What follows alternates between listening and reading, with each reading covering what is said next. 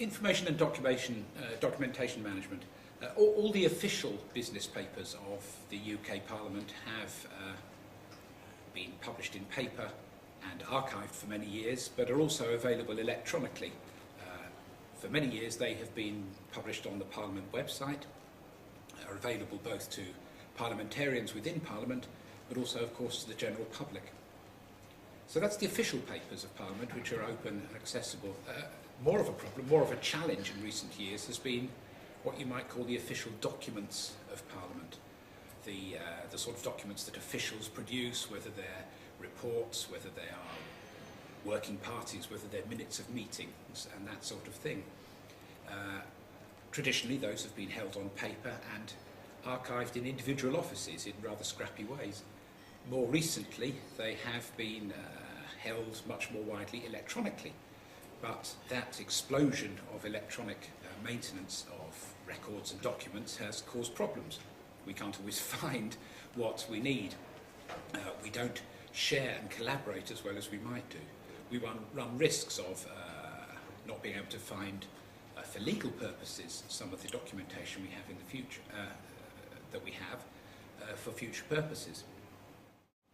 So there's a very important programme underway in the UK Parliament at the moment called SPIRE, S-P-I-R-E, that's Supporting Parliamentary Information and Records.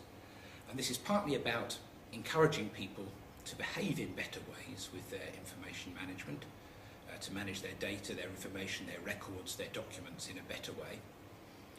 And that's being underpinned by the introduction of a new electronic document and records management system. That's being rolled out to the staff of Parliament. We're talking here about parliamentary staff rather than members of Parliament.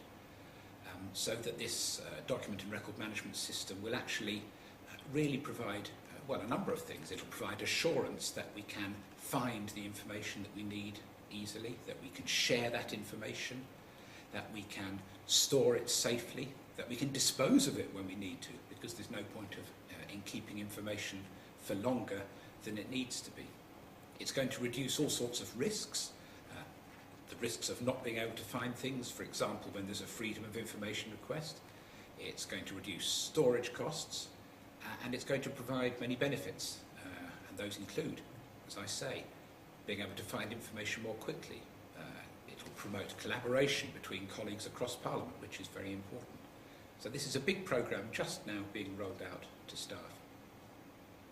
And the final thing I would mention is digital preservation. There's an awful lot of records documentation around Parliament in different formats, which we're conscious needs to be preserved for the future when formats may change. And so there's various digital preservation programmes underway by which those records, those documents, those very important pieces of information, not everything, will be preserved for future use for future generations.